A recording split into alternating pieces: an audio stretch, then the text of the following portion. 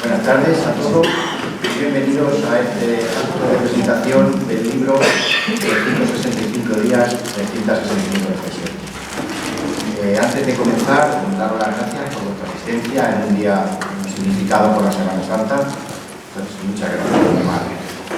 También quiero decir, antes de comenzar, dar las gracias a Ana Ramos, que es la directora de los podcasts Una historia de película de Radio Nacional de España, que a su vez también es escritora, que tiene varios premios internacionales en sus dos novelas, La Pluma y Grecia por Napón y Señora de Florencia, y que, bueno, le invitamos al acto, pero lamentablemente no ha podido venir, pero una vez leído el libro ha querido enviarnos sus reflexiones, sus pensamientos, que me va a servir muy bien para hacer como hilo conductor de toda esta presentación, ¿de acuerdo? Entonces, bueno, lo primero que quiero es situarles a todos en lo que es el escenario de este gran teatro de literatura, y es que esto no es una novela histórica, ni una historia novelada, no es un thriller. Este es un libro que habla de las 365 reflexiones en 365 días del escritor Mariano Velasco. Entonces, situados ya en el escenario, vamos a comenzar, ¿de acuerdo? Desde tiempos remotos, el ser humano ha tratado de encontrar explicación a hechos, situaciones y estados de ánimo que nos sacan de nuestro estado de confort y nos producen una incertidumbre. Muchas veces una frase, una palabra, nos sitúa en el buen camino, es decir, nos lleva a ver la luz. En tiempos de Aristóteles, allá por el siglo IV a.C., el filósofo ya explicaba con frases no muy largas cómo sobreponerse o comportarse ante la situación concreta. Por ejemplo, se quiere más aquello que se ha conseguido con muchas fatigas. Y tiene toda la razón. Cuanto más nos cuesta una cosa, más aprecio tenemos. Y hoy nos hemos reunido aquí para hablar del trabajo arduo que Mariano Velasco ha tenido que realizar para escribir este libro, 365 días, 365 reflexiones. ¿Por qué arduo? Porque en él se encierran 365 reflexiones, una para cada día del año. Pero antes, vamos a conocer un poco más a Mariano. Se define como un hombre trabajador y curioso.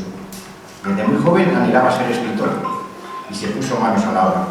No sin esfuerzo, porque escribía cuando la jornada laboral se lo permitía. Y lo hizo de manera fecunda, porque si algo le gustaba era documentarse, construir una historia, describirla y editarla. En ocasiones, Mariano echó de menos un cierto reconocimiento, pero su autoexigencia le llevó, a pesar de sus momentos de pesimismo, a, como decimos aquí, coger el toro por los cuernos. Aunque estaría mejor decir el bolígrafo y el folio, ¿no?, en blanco. Bueno, porque además escribió sin pausa y tiene editadas más de 40 obras. De ellas vamos a mencionar algunas, como Guerrilleros, General Invierno, El Oplita, y este, 365 días, 365 reflexiones. Les tengo que decir que en este libro van a encontrar las honestas reflexiones de un hombre tímido, sereno, culto y reflexivo. En cada una de ellas se aprecia su amor por la naturaleza, por su tierra, por la gente. Y ahora les voy a leer un pensamiento que Mariano ha escrito. Cuando recibas a alguien por amigo, recíbelo tal y como es, con sus virtudes y sus defectos. Acepta que no siempre te acercará con sus acciones, que no siempre recibirás de él lo que esperas. Y es que no se trata de esperar de la amistad, se trata de recibir lo que nos da. Mariano, es un acto de amistad compartir con todos nosotros y con tus lectores estas reflexiones que han nacido de un análisis profundo de vida y de todo lo que nos rodea. Bueno, yo no sé si es un acto de amistad, pero lo que sí estoy convencido es que es un acto de compromiso y coherencia. Compromiso y coherencia con mi propio pensamiento. A ver, mi intención cuando escribo es ser leído. Y para ser leído hay que publicar. Y para publicar no se trata de publicar cualquier cosa, hay que publicar algo que tenga incluya, algo que diga algo que apoye, algo que signifique enriquecimiento. En ese sentido, el pensamiento clásico, el pensamiento filosófico, que ha trascendido y nos ha sobrevenido durante más de 2500 años, es indudable que encierra una validez y no cabe duda de ello, ¿no? Entonces, recuperarlo, adaptarlo al momento presente y ofrecerlo como una nueva fuente de enriquecimiento, de meditación, pues sobre todo supone para mí eso que digo, un acto de coherencia con lo que yo pienso y con lo que vivo. A lo mejor también es un acto de amistad. Son, Mariana, unas reflexiones muy íntimas, puesto que han surgido de tus experiencias. Dime, ¿qué te ha llevado a publicarlas? A ver, todo surge en aquellos momentos complicados del confinamiento por la pandemia del COVID-19. Aquellos pues fueron momentos duros para casi todo el mundo, para unos más que otros, evidentemente. Yo observaba que se desataban unas muestras de solidaridad entre la gente que prácticamente ya consideraba desaparecida. Recuerdo con enorme cariño aquellos aplausos que dedicábamos todas las tardes al personal sanitario, ¿no? Una muestra espontánea de apoyo y de solidaridad, pero había muchas más. Yo comprobaba a través de las redes sociales que la gente hacía cosas para ayudar a los demás. Pues los músicos interpretaban música, grababan música, salían a las terrazas, compartían con la gente su ayuda, algo que estaba bien. Yo, bueno, algo tengo que hacer, ¿no? ¿Cómo puedo yo ayudar a mi gente? La verdad es que estaba no sabía cómo hacerlo. Leía mucho y dentro de que leía mucho recuperé la lectura de los filósofos, de los clásicos, aquello que hacía muchos años yo había leído por motivos de estudio y de carrera, ¿no? Y claro, me encontré que la lectura ahora por placer era muy diferente. Yo le sacaba mucha enjundia a todo lo que leía. Me di cuenta de una cosa que estaba muy clara, y es que los problemas de la humanidad han sido siempre los mismos y seguirán siendo y van a seguir siéndolo. Estaban ahí. Las pandemias, las situaciones difíciles no eran nada nuevo. Habían trascendido a lo largo de la historia y siempre las habíamos superado. ¿Por qué no íbamos a superar esto? ¿Por qué no íbamos? Bueno, esa es la idea que a mí me hace recuperar aquellas citas, aquellos pensamientos clásicos y intentar adaptarlos al momento actual. Pensemos que eran filósofos de hace 2500 años, del siglo V antes de Jesucristo. La sociedad era diferente, los valores eran diferentes. La esclavitud, por ejemplo, se admitía como algo lógico, algo normal. La mujer pues, no tenía consideración en aquella época. Evidentemente todo esto había que adaptarlo al momento actual, ¿no? Pero una vez adaptado, ahí estaban esas conclusiones, ahí estaban mis reflexiones y yo comencé a publicarlas en la red en ese intento, ¿no? Es decir, bueno, a lo mejor estas reflexiones también pueden ayudar a los demás en estos momentos. Luego se las agrupé en algunos libros que titulé dentro de una serie Momentos para increpar. Surgió Momentos para increpar 1, 2 y 3, estos primeros libros dentro de esta serie, pero luego decidí que eso había que ocuparlo, condensarlo en este libro que ha salido en estas 365 días, 365 reflexiones. ¿Y por qué? ¿Por qué una para cada día? Pues porque nuestra sociedad no tiene tiempo. Porque hoy no le pedimos pedir a un lector que lea a Demóstenes o que lea, yo que sé, a Aristóteles, salvo muy especializados lectores, ¿no? Entonces, acercar a la reflexión filosófica no es tan difícil. No se necesita ni ser filósofo, ni eso, simplemente se necesita tener un minuto para nosotros cada día. Un minuto. Y este es el libro. El libro tiene, cada hoja es un pensamiento para cada día. Tiene un pensamiento filosófico, filosofía clásica, generalmente del estoicismo, 3 libros, 4 más.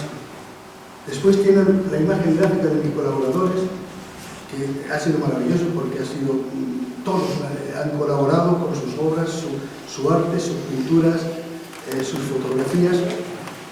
Y luego les ofrecí que enlazaran con una frase esta obra que me hacían con el pensamiento. Unos lo han hecho, otros no. Otros digo, no, mejor lo haces tú que escribes mejor, ¿vale? Todo eso. Y luego al dorso tiene mi reflexión. Ya les digo, no lleva la lectura más de un minuto para cada día. Pero desde luego, para reflexionar sobre ella da todo lo que queramos. Muy bien, Mariano. Y como estamos hablando de amistad, permíteme que presente a estos amigos que han querido compartir con nosotros la presentación presentación de este libro, 365 días, 365 reflexiones. Vamos a comenzar por Rosa Castro es socióloga y artista plástica. Ha colaborado en este libro con una selección de su colección de pintura. Rosa, qué importante es la observación, ¿verdad? Pues ya lo creo. Pero se me quita la voz, por favor. Perdona. Bueno, ya lo creo es importante. Vamos a ver. Gracias a ella, perdona, Sí. podemos ver con emociones, miradas, sensaciones. ¿Crees que la observación del entorno también nos acerca a la reflexión? En primer lugar, quiero agradecer a Mariano el haber contado conmigo como colaboradora en este libro. Y también agradecerle su amistad de muchos años, porque nos llevamos conociendo desde que estudiábamos en la UNED, que ambos estudiábamos ciencias políticas y sociología, compartimos coche, compartimos avatares y compartimos esas clases de filosofía que pues no sé, que ahora nosotros están viviendo en estas reflexiones. Y contestando a tu pregunta sobre la observación, claro que es muy importante la observación, pero la observación meramente por uno mismo es que apenas existe, porque uno está inmerso en un entorno, inmerso en una sociedad, influyen opiniones de otras personas, es decir, que la observación por sí misma es observación participante, no es observación, eso sería meditación, ¿no? Que estás meditando, pero no, siempre estás influido por otras circunstancias, por otros acontecimientos. Claro, como yo te decía, de conductas, emociones, ideas, sensaciones, sobre todo. Y la pregunta realmente es, ¿tú crees que esta observación nos acerca a la reflexión también? Yo pienso que sí. Yo pienso que la observación es, digamos, parte de un método científico que te lleva a hacer un análisis, una síntesis de todo lo que estás recopilando, de esa información que estás recopilando, para al final llegar a conclusiones. Claro, como sociólogos, pues también tenemos formación en el método científico, que es de lo que estamos hablando. La observación es una técnica de investigación cualitativa. La observación participante es una técnica que se utiliza mucho porque siempre estamos observando, siempre observamos todo lo que nos está transmitiendo. Entonces, bueno, pues a raíz de eso el observador puede quedarse quieto como una estatua o puede llegar a una acción como ha hecho Mariano en este libro. Bueno, ahora voy a ir un poquito más al fondo de esta misma pregunta.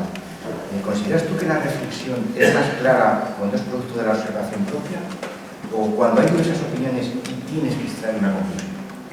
Yo creo que cuando hay discrepancias es más enriquecedora, es mucho más enriquecedora porque siempre estás evolucionando. De hecho, las reflexiones sobre la vida, que la vida es lo más inestable que hay, que se puede tambalear bajo nuestros pies y todo lo que creíamos que era fijo y sólido se nos puede caer de un momento a otro. Entonces, por supuesto que todo evoluciona y no basta con hacer una reflexión interna propia, sino que también tienes que tener en cuenta las otras reflexiones de otras personas y otras, digamos, opiniones, aunque no todo es respetable, no todas las opiniones son respetables, como pienso yo. Siempre hay que ver todas las versiones para luego tú decidir sacar tu propia conclusión. Muy bien, vamos a hablar de este punto de que es la pintura. ¿Supone para ti un momento de abstracción que puede llevarte a la reflexión? De hecho, la pintura para mí, que yo soy una mente muy inquieta, es un momento para meditar. Me lleva justamente a eso, a una abstracción, a abstraerme de mis propios pensamientos. Es un proceso creativo que es magia. ¿Por qué? Pues porque de repente tú empiezas a hablar con el cuadro, con el lienzo en blanco, que te está transmitiendo cosas, y se establece un diálogo entre el autor y la obra, que a veces tú empiezas a pintar y no sabes qué es lo que no sabes qué conclusión vas a tener. y al final, bueno, pues sale algo que te está diciendo y está transmitiendo de ti hasta tu estado de ánimo. O sea, es impresionante. Muy bien. ¿Te costó mucho elegir las fotografías que documentan estas reflexiones del libro? No, no me costó mucho porque Mariano me ayudó, me ayudó bastante. Y bueno, no sé, me siento muy satisfecha con el resultado. Vuelvo a agradecerle a Mariano todo el trabajo que ha hecho y el esfuerzo.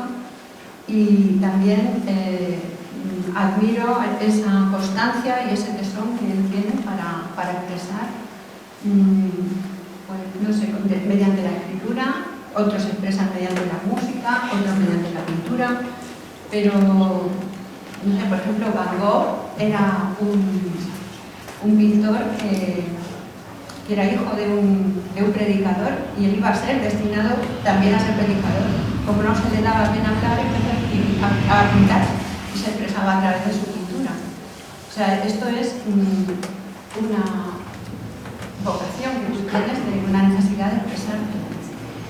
Muy bien, Rosa. Ahora, si te parece, vamos a escuchar un pensamiento y hablaremos de la fotografía que ilustra ese pensamiento de Rosa Castro. Diana López Velasco, buenas tardes. Buenas tardes.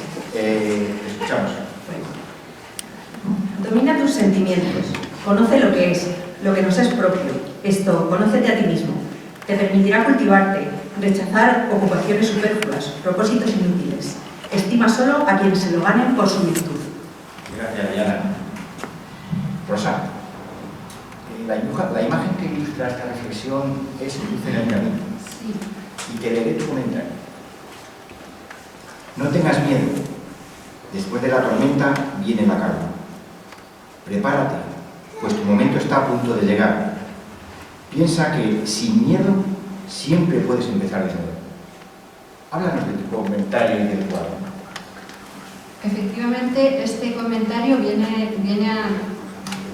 a traer ese miedo que tenemos cuando todo lo vemos negro, cuando no sabemos si hay luz al final del camino, cuando no sabemos qué va a pasar, cuando estamos intranquilos, cuando ves que todo está patas arriba, cuando no ves salida a la situación.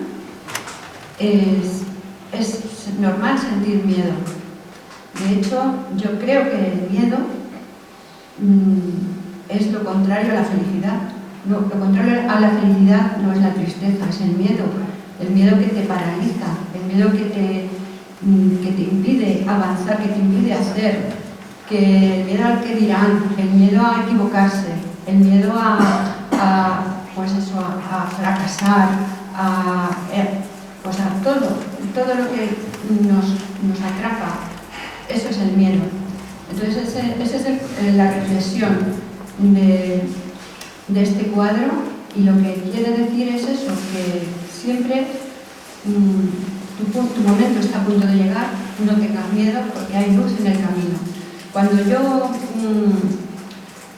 daba clases de pintura en la asociación de amas de casa, pues tenía alumnas que tenían 80 años y no sabían pintar, no habían pintado nunca, o bien estaban iniciándose en la pintura.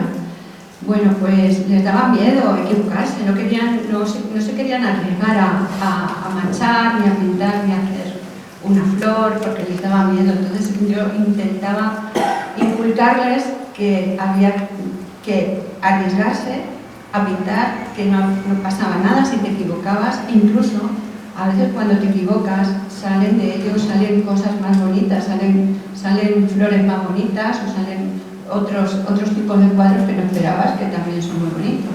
Entonces esa es la enseñanza de este cuadro, ¿no? Que no hay que tener tanto miedo a la hora de afrontar situaciones, como puede ser la pintura, puede ser la escritura o otro tipo de actividad creativa. Pero como dice una amiga mía que está por aquí, que quien cuece y amasa de todo le pasa, pues claro, quien hace cosas, quien tiene boca se equivoca, también es otro refrán. Hay cosas que te equivocas y que puede provocar enemigos, no amigos, puede provocar digamos, malestares, puedes generar malestares con ello.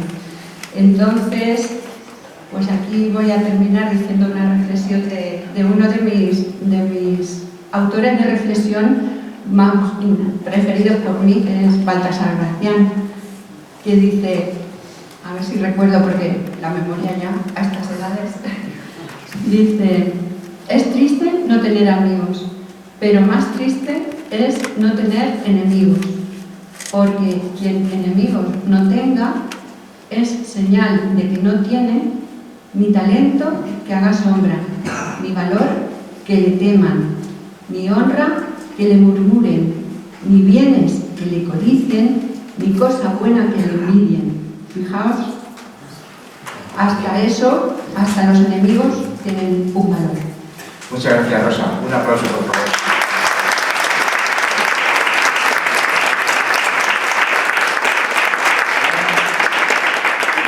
Ahora seguimos con Jesús Vizcano Tejado. Bienvenido a la Mesa Literaria. Jesús es historiador, investigador, especializado en costumbrismo y etnografía manchega. Siempre hemos dicho que ¿qué sabia es la cultura popular? Los dichos, las fábulas y muy especialmente los refranes siempre conllevan un aprendizaje. Jesús, ¿podemos decir que son la base de lo que ahora llamamos frases de autoayuda o superación personal? Bueno, primero de todo, quiero agradecer a Mariano pues hacerme partícipe una vez más de uno de sus proyectos y también agradecer en aquellos momentos de soledad que yo pasé en el confinamiento, no sé si te acuerdas, algunas frases que me escribiste a través del WhatsApp y que fueron auténticas y que me ayudaron verdaderamente en un momento en que una persona además muy allegada se estaba yendo. Por eso quiero aprovechar para agradecerte. Respecto de lo que me comentas, en cierto modo, creo que sí.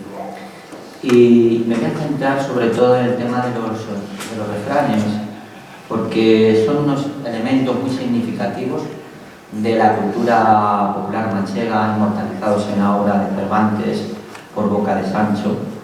Sancho, más que hablaba, refraneaba.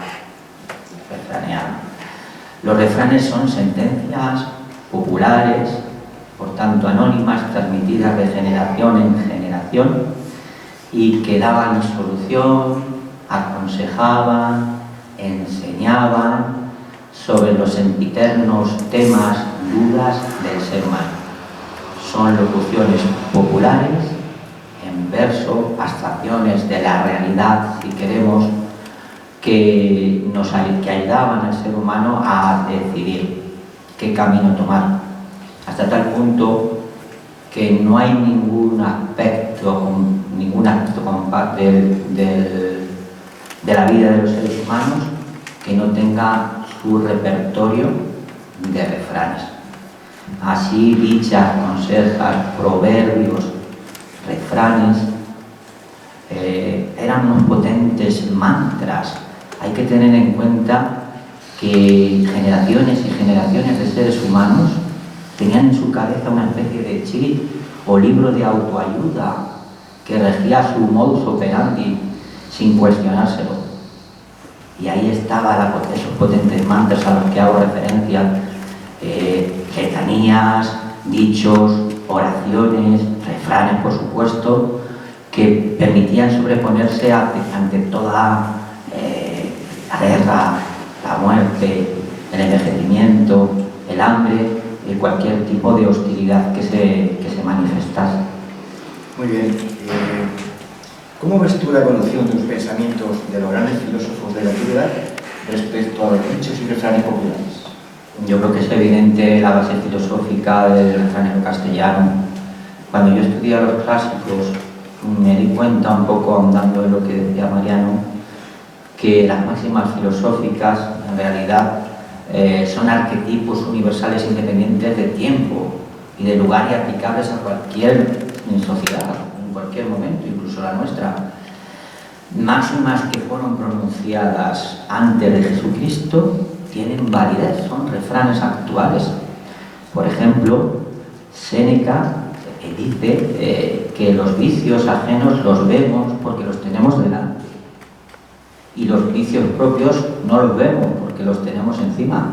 Nosotros lo decimos de alguna manera, y es que vemos más la paja en el ojo ajeno que la viga en el propio. Pues por ejemplo, Platón dice que la pobreza no viene por la falta de recursos, sino por la ampliación de necesidades. Nosotros lo decimos de una manera también muy similar. Decimos que no es más rico el que más tiene, sino el que menos necesita. También Zenón de Citio dijo que la naturaleza nos había dotado de una boca y dos orejas. Una boca para hablar menos y dos orejas para escuchar más. Nosotros lo que decimos es que el hombre sabio, la mujer sabia, es aquella que sabe escuchar y que habla solo lo prudente. Son premisas, son máximas que según Platón tienen una gran antigüedad en el pueblo helénico, pero que de alguna manera yo creo que perviven durante la Edad Media en las civilizaciones del Mediterráneo, cristianas, judías, musulmanas, construyendo pues esos repertorios de refranes que todas las civilizaciones de alguna manera tienen. Muy bien, Jesús. Tú has aportado gran cantidad de fotografías relacionadas con el arte mueble de La Mancha. Sí. Cántaros, eslabones, tabas y profesiones que realizan hombres y mujeres. Objetos y profesionales artesanales que ya prácticamente no se realizan. ¿Qué es lo que te atrae de estos trabajos? Lo atractivo es que pertenecen a una sociedad fenecida, la sociedad tradicional manchega. Muchos de nosotros nos volvemos con nostalgia, creídos de ese principio romántico de que cualquier tiempo fue mejor. Queremos buscar esos orígenes. Hay que tener en cuenta que el paso en España de una sociedad tradicional a una sociedad moderna, y en La Mancha exactamente lo mismo, se produjo en la década de los años 60 del siglo XX. La mecanización del campo, el éxodo rural, el desarrollo de las ciudades, la apertura de nuestro país, la llegada de inventos, de técnicas, de ideas, supusieron un auténtico cataclismo a las formas de vida tradicionales.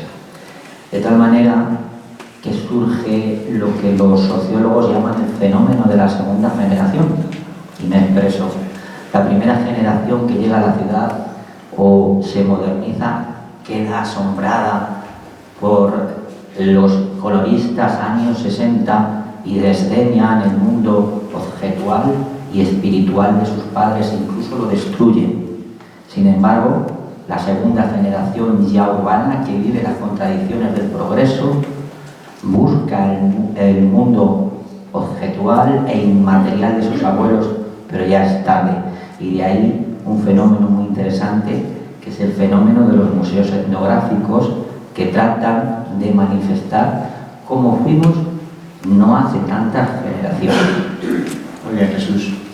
Dentro de la aportación que tú has hecho, con sus fotografías y reflexiones, complementando muchos de los pensamientos de Mariano, vamos a escuchar uno de ellos, en la voz de Enrique Ludián, que aprovecho para presentarlo, y después sigo contigo, Jesús. Enrique, por favor, cuando puedas. Procura levantarte cada mañana con un propósito claro y mira que coincida con el sentido de la propia existencia que te ha forjado. No tiene por qué ser una gran proeza, puede ser algo pequeño e insignificante, pero es el sentido que te has dado a tu vida. Gracias, Enrique. La fotografía que ilustra este pensamiento es Siempre en Jarvegano. A esta foto, Mariano aporta lo siguiente. Es preciso dar un sentido a la vida. Céntrate en ello. Y cuando lo hayas encontrado, persevera en él. ¿Qué aportan tus fotos en el libro? Yo creo que el conjunto de fotos podríamos dar un título común y una máxima filosófica muy arcaica, muy antigua, que es cuanto menos más. Frente a nuestra filosofía actual de cuanto más, menos. Se muestran los trabajos y los días de una sociedad tradicional, como fue la manchega, unos trabajos que hoy serían inadmisibles. Nadie cultiva sus alimentos, nadie siega a mano, nadie cocina en la lumbre con sus pucheros de barro, nadie mata al gorrino, nadie lava a mano en la artesa o en el tenajón. Nadie trata de subsistir, de buscar la subsistencia explotando los recursos del medio. Nadie. Nuestros anhelos, nuestras luchas actuales son muy distintas. Son alcanzar cada vez mayor grado de confort, adquirir cada vez más bienes materiales y tener una capacidad económica mayor para cubrir necesidades cada vez más superfluas, incluso a costa de esquilmar los recursos naturales y alterar los medios ecológicos, a diferencia de las sociedades tradicionales que viven acordemente con el medio donde se encuentran insertas. Muy bien, tu principal afición, Jesús, está relacionada con el mundo de la cerámica y la alfarería, ¿no? Así es. Háblanos un poquito de él. La tierra, el agua y el fuego crean el arte de la alfarería. Surge en el Neolítico con la aparición de la agricultura, la ganadería y el sedentarismo. Es necesario crear recipientes sólidos y aislantes, receptáculos para conservar los alimentos y su procesamiento. Por eso, el barro modelado y luego secado al sol y cocido cumple esta función de manera perfecta, de tal manera que de una necesidad va a surgir un arte, hasta tal punto que la cerámica se convierte en el fósil guía de cada una de las civilizaciones, culturas o pueblos. Cada pueblo va a tener su repertorio cerámico distinto al de los demás, y ello radica en tres aspectos. En primer lugar, en la forma de explotar los recursos del medio. En segundo lugar, en el desarrollo técnico de esa civilización, de esa cultura, de ese pueblo. Y en tercer lugar, en su concepto estético. Por eso, no es lo mismo la cerámica de los pueblos pastores que la de los pueblos agrícolas. No es lo mismo la cerámica hecha a torno que la cerámica hecha a mano. No es lo mismo la cerámica decorada con incisiones que la cerámica pintada o la cerámica con engobes.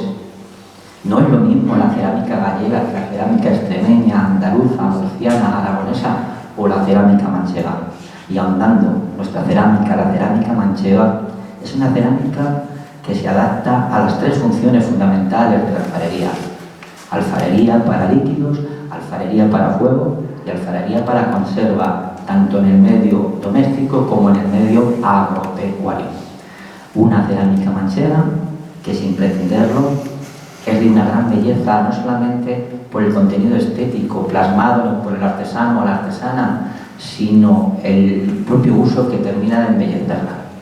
Aprovecho para decir que no muy lejos de aquí, en la calle San Antonio, sin número, a metros de aquí, digo, en el barrio de Santa María, tenemos el Museo Forma de Alfarería Manchega, muy desconocido, y os invito a que lo visitéis para que se ilustre todas estas palabras acerca del barro de la Mancha. Muchas gracias, Jesús. Un aplauso para él.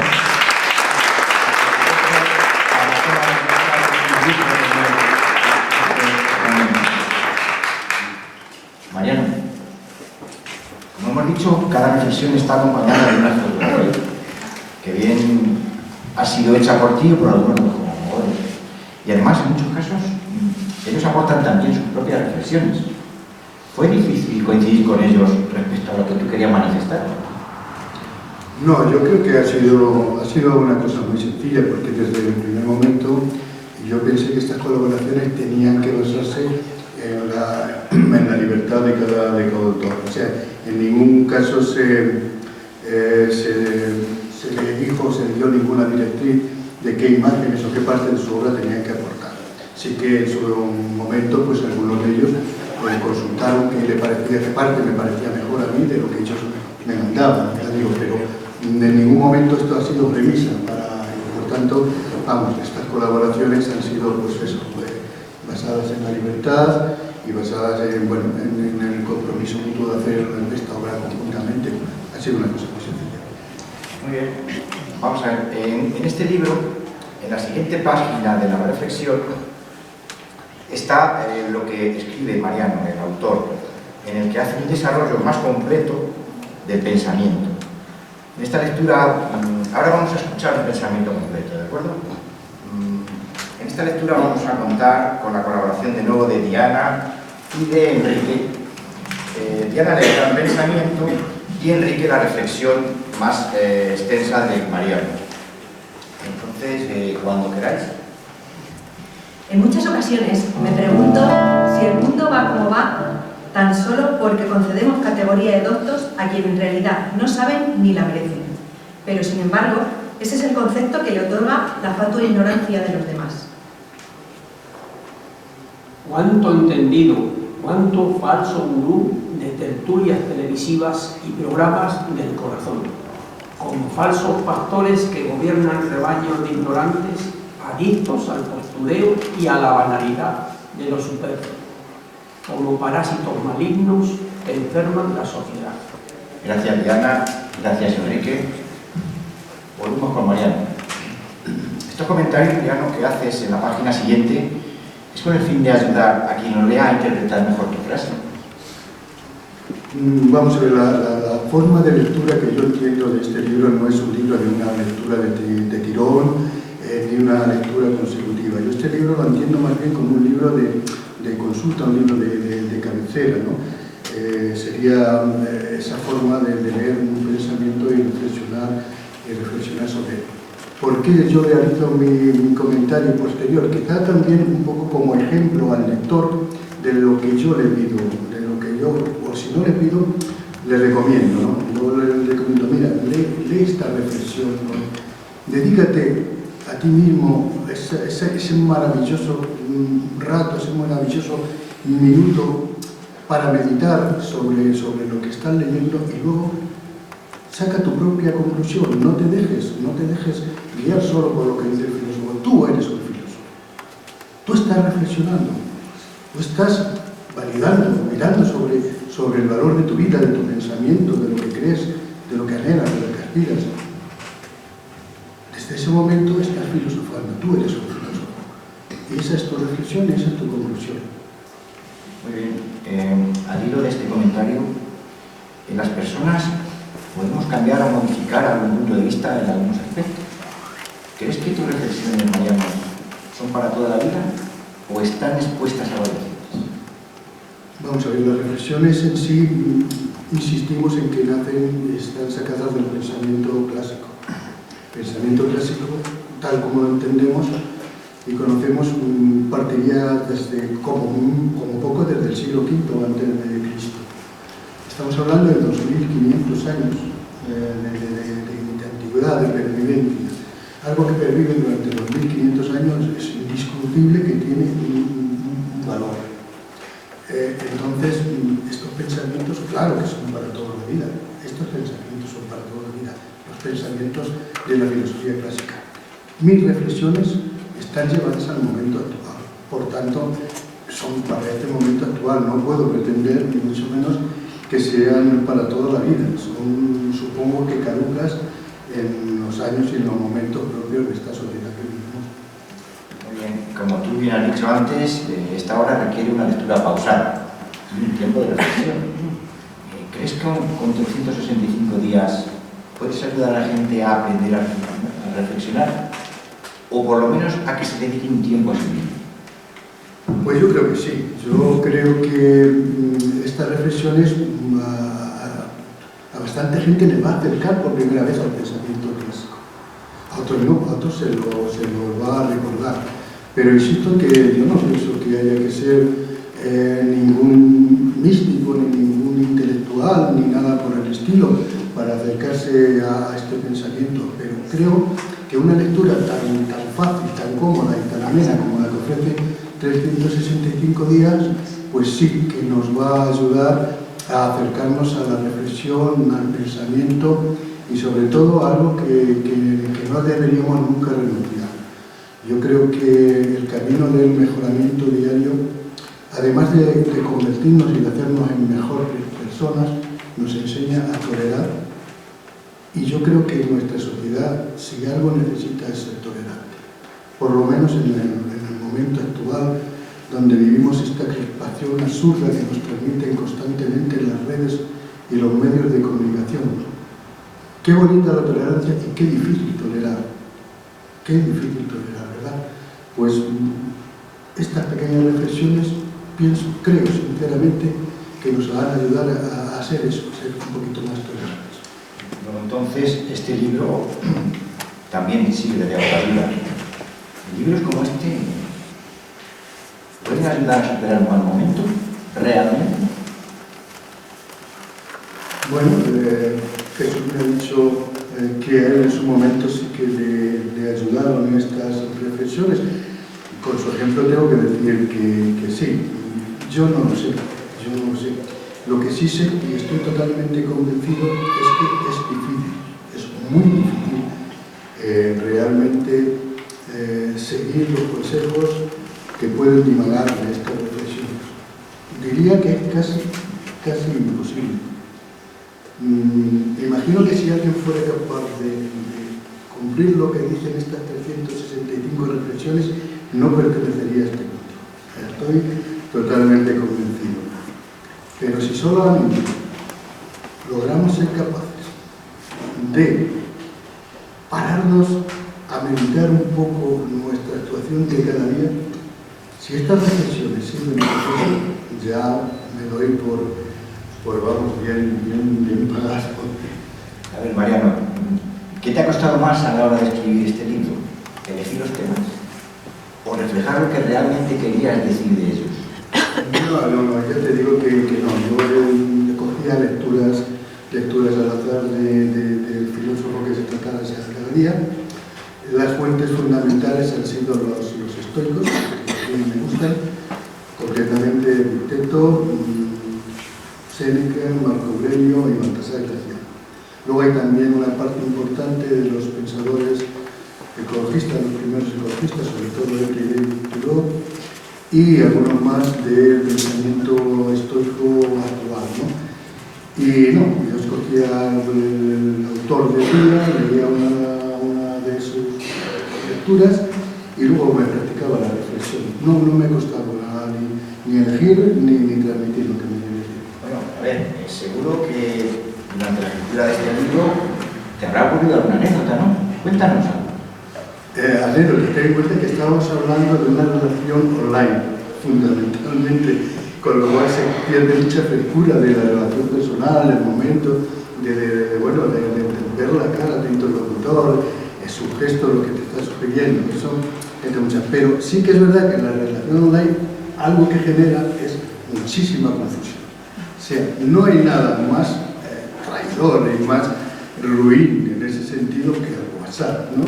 Donde una persona quiere expresarle a su interlocutor cuánto lo quiere y su interlocutor entiende cualquier otra cosa menos otra cosa. Nos pasa a todos y nos genera todo. Entonces sí que es verdad que, no muchos, pero había lectores que no estaban de acuerdo o no comprendían tal como yo había expresado el pensamiento y entonces pues, le criticaban amargamente. Pero curiosamente ellos no pensaban que estaban cuestionando o criticando el pensamiento filosófico de hace 2500 años. Ellos pensaban que estaban criticando el pensamiento de Mariano Velasco, ¿no?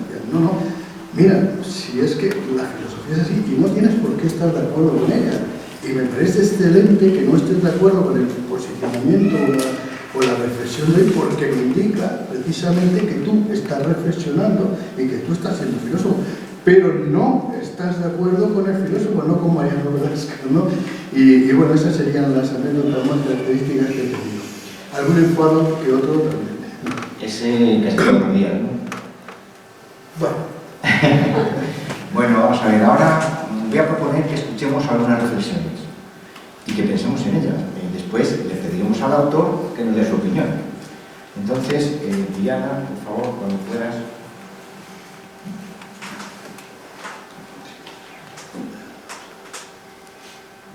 Las cosas nunca son lo que son, sino lo que parecen, porque la mayoría siempre se contenta con lo aparente. No basta, pues, tener razón, también hay que parecer.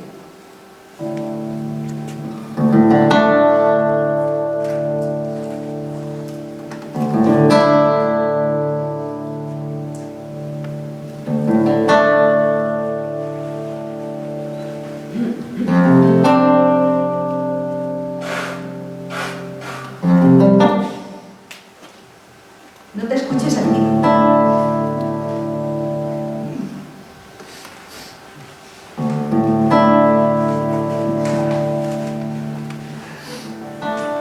No te escuches a ti mismo. De poco sirve agradecerte si no contentas a los demás. Querer hablar y oírse nunca sale bien.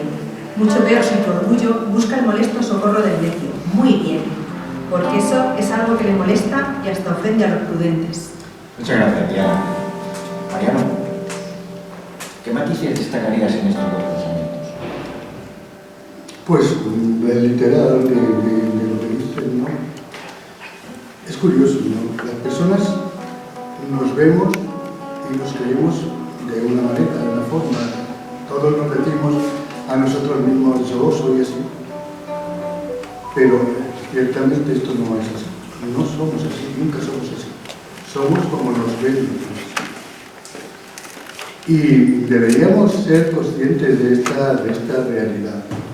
Deberíamos ser conscientes porque deberíamos aprender a no depender tanto de la opinión de los demás. A tratar de ser quienes somos y a no tratar de querer ser quien nosotros nos sentimos en los ojos de los demás. Porque esto nos lleva a crear una ficción. Si nosotros pretendemos actuar para que nos vean los demás como nosotros nos vemos, vamos a hacer una ficción de nuestra propia vida. Porque nos van a ver como ellos nos quieren ver. Esa es una auténtica realidad. Y contra ello no podemos hacer nada. Otro principio básico de la filosofía estoica. Podemos controlar lo que está en nuestra mano, lo que está bajo nuestro control. Y lo que no está, no lo podemos controlar. Entonces, no podemos controlar cómo nos veis, cómo me veis, también cada uno de nosotros. Yo no puedo controlar eso. Y no puedo pretender que me veáis como yo me veo. Lo ideal, lo sensato es decir, mira, yo soy como soy, yo me siento como soy, dejarme de actuar y dejar que los demás me veáis como me queréis ver. El resto del pensamiento, la petulancia, la vanidad, el querer sentirse halagado, aplaudido, pues a mí me parece francamente una absurda petulancia y una absurda vanidad. Afortunadamente creo ser una persona que no necesito ese elogio ni ese reconocimiento. Y creo que esto me da mucha tranquilidad. A ver, Mariano, tú te defines como una persona estoica, es decir, controlas tus pensamientos sobre los hechos que acontecen en su vida. Este hecho te proporciona una mayor dimensión a la hora de analizar las causas de la infidelidad. Perdón, infelicidad. Como resulta que los estoicos llevan los hechos a lo que es la vida, yo digo, estás muy infeliz conmigo. Claro, yo me había colocado total en su Infelicidad. infelicidad. Y me dices que yo soy una persona estoica. No, vamos a ver, yo leo a los estoicos. A mí me gusta la filosofía estoica. Ya quisiera yo ser un estoico. No. Eso ya he dicho que es complicado y es difícil, pero sí, me gusta leer el pensamiento estoico. Los estoicos estudiaban mucho sobre la felicidad y la infelicidad, como todos los filósofos, porque en el fondo toda la filosofía busca lo mismo, la felicidad del ser humano. Entonces, los estoicos, ¿cómo buscaban el modo de lograr la mayor felicidad? Pues andando en la búsqueda de lo que producía la infelicidad. Decían, no es fácil definir qué es la felicidad. La felicidad para cada uno es diferente y dependerá del momento en que viva, ¿no? Pero las causas de infelicidad, la infelicidad sí que sabemos cuáles y cuáles son sus causas. Entonces, si nosotros investigamos sobre ello, las identificamos y conseguimos de alguna manera constreñirlas y dominarlas, pues al no ser infelices vamos a lograr ser felices. Ese es el estudio que la doctrina estoica, igual que nosotros, igual que la epicúrea o igual que la aristotélica, pretenden, ¿no? Pero bueno, yo soy muy consciente de cuáles son las causas en mi propia vida que me producen infelicidad. Y soy consciente de que soy casi incapaz de superar eso. Sí. Es así, es que es muy difícil. Bueno, después de la infidelidad a mí, hay un dicho que el filósofo estoico es conocedor de la verdad, aceptando sus juicios y sus comportamientos. Mariano, ¿te consideras más filósofo o escritor?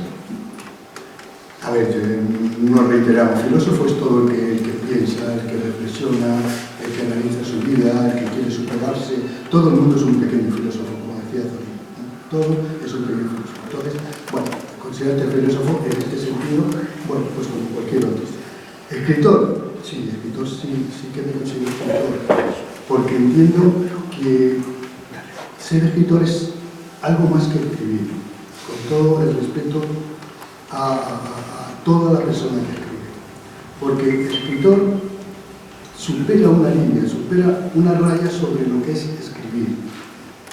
Por lo menos este es mi punto de vista. El escritor tiene que tener siempre una conciencia social, unas ganas de transformar algo, una ganas de decir algo, de aportar algo. No puede ser neutro, no puede ser un mero entretenedor. El escritor tiene que ser, y permitidme la palabra, revolucionario, pero revolucionario en el sentido de transformación, de cambiar la sociedad, cambiar para mejorar. Cuando aquella persona que escribe da ese pequeño salto, salta esa línea, diciendo escribo, pero escribo porque creo que las cosas pueden mejorar y yo quiero aportar algo en esa transformación. Para mí eso es escribir. Entonces yo me siento escritor por encima de filósofo y valoro más, claro, el escritor. Muy bien. Ahora, si os parece, vamos a volver a escuchar dos reflexiones más de la mano de Enrique Ludián, que lo tenemos aquí apartadito. Enrique. Vamos a ver si atinamos a poner una musiquita.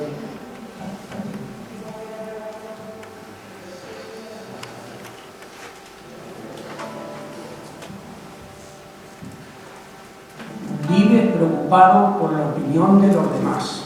¿Significa que pasas por el tamiz de la aprobación externa tus realizaciones? Aprende a aceptarte y a quererte a ti mismo. Olvídate de las críticas y recuerda, ladra, amigo Sancho, señal que cabalgamos.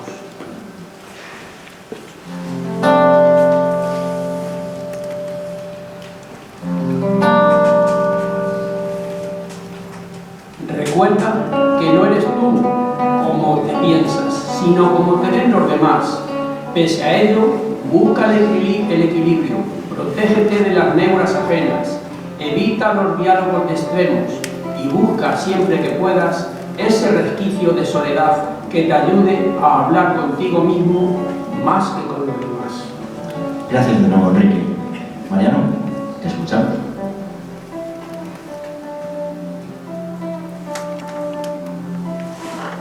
Es como eres infiel, me pone la música, no vale. Vale, es que entre poner música y demás se me va la olla. Vivir preocupado de la opinión de los demás. Bueno, yo puedo asegurar que en eso soy un auténtico especialista.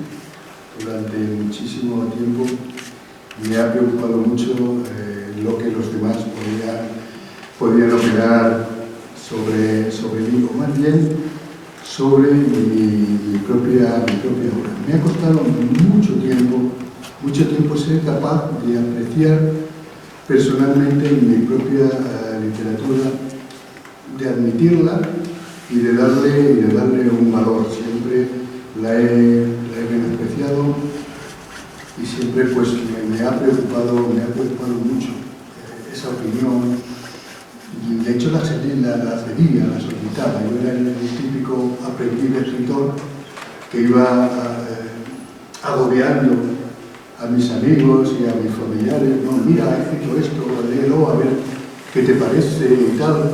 Pero no con el sentido de alcanzar la crítica, no. Yo buscaba la aprobación, yo buscaba el halago y tal, y claro, si este no venía o me decían solo, bueno, pero, pues vamos, aquello me hundía. Me ha costado, insisto, muchísimo tiempo llegar a encontrarme a gusto con mi literatura. Creo que he conseguido expresar y decir las cosas que quería decir. Creo que he conseguido rescatar esa parte de nuestros ancestros, de nuestros antepasados, que vivieron y pasaron desapercibidos y sufrieron muchísimo. Y bueno, este ha sido uno de los grandes compromisos.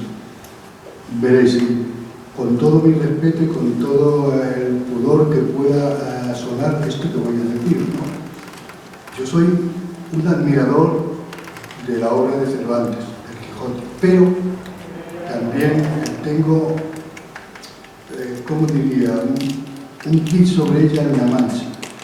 Pienso que de alguna manera la obra del Quijote es tan universal que ha podido llegar a ocultar la historia manchega, la historia de nuestra gente.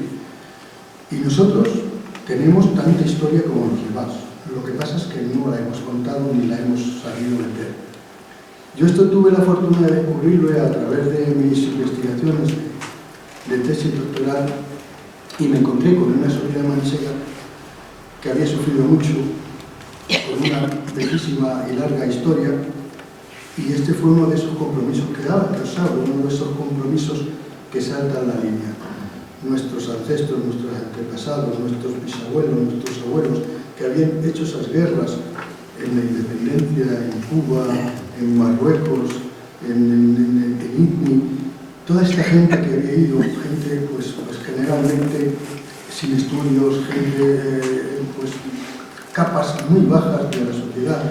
Recordemos que en aquellas épocas todavía las exenciones militares por pago al Estado eran cotidiano normal y estaban al alcance, claro, de los pudientes. Eso significaba que en nuestras guerras coloniales solían ir las clases más desfavorecidas, que morían en las peores de las condiciones, porque la inmensa mayoría en nuestras guerras no morían de enfrentamientos directos y de acciones de guerra, morían por faltas de infraestructura, morían de sed, morían de enfermedades, morían de abandono, morían de desnutrición, es decir, de todo lo que conlleva la miseria y todo lo que conlleva digamos, de desafecto de una patria que les exigía lo mejor que tenían, que era su vida joven, su vida de 18, 20 años, que se los llevaba a ultramar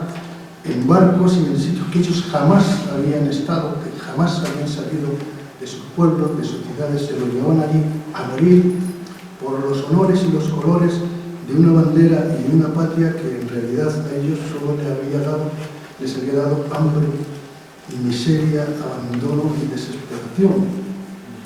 Y en La Mancha sabemos mucho de eso, y nuestros ancestros han vivido todo eso. Y eso había que recuperarlo. Eso hay que contárnoslo a nosotros mismos, a nuestra sociedad, a nosotros manchegos. Sí, Quijotes y Sanchos.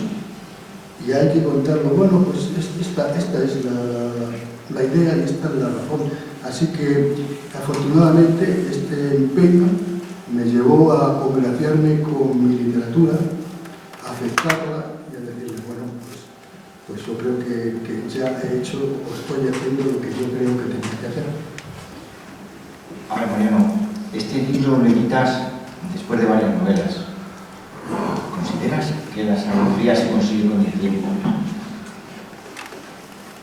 El tiempo nos da a todos templanza. A algunos les da también tolerancia, respeto. Eso es un sentimiento que crece con el tiempo. Matizo, ¿no? La templanza nos llega casi todo con la edad. El respeto, la tolerancia, no a todo el mundo, aunque también lleva con la edad. La sabiduría no llega con la edad. La sabiduría llega con el esfuerzo, con el estudio y con las ganas de adquirir sabiduría. Gracias, Mariano. Bueno, y para despedirnos, querido Mariano, voy a seguirme de una reflexión de Séneca, que vivió en el siglo I después de Cristo. No nos atrevemos a muchas cosas, porque son difíciles, pero son difíciles porque no nos atrevemos a hacerlas. Mariano se atrevió a escribir sus reflexiones, Yo animo a los presentes a que también se atrevan a leer este magnífico libro, que seguro nos va a enseñar muchas cosas en la vida. Y nada más, gracias a todos. Recuerden, como dijo Sócrates, solo hay un bien, el conocimiento. Solo hay un mal, la ignorancia. Muchas gracias a todos.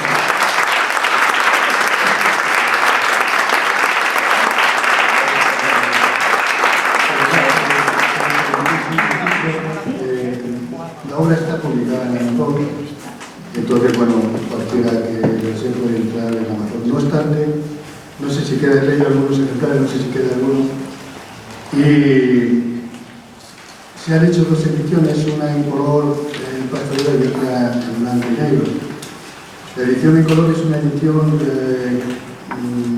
que ha necesitado ser expresamente, o sea, es una edición a petición.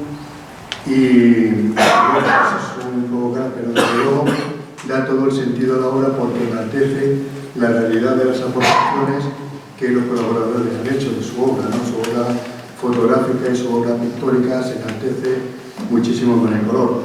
Os he dejado por allí una hoja por si alguno querríais un libro de esta edición expresa a petición, pues os apuntáis, me dejáis un mail y tal, y si logramos un mínimo de que se pueda pues la podríamos pedir, un mínimo necesitaríamos 10-15, ¿no? Para que pudieran hacerse un ejemplo. La primera se agotó y no hay más. Nada más que eso, gracias. Y a su vez, ahí también está el código QR, por si alguien quiere directamente comprarlo en Amazon, al coger con el telefonito el código QR ya le sale directamente la hora para poder hacerlo. Muchas gracias. Muchas gracias.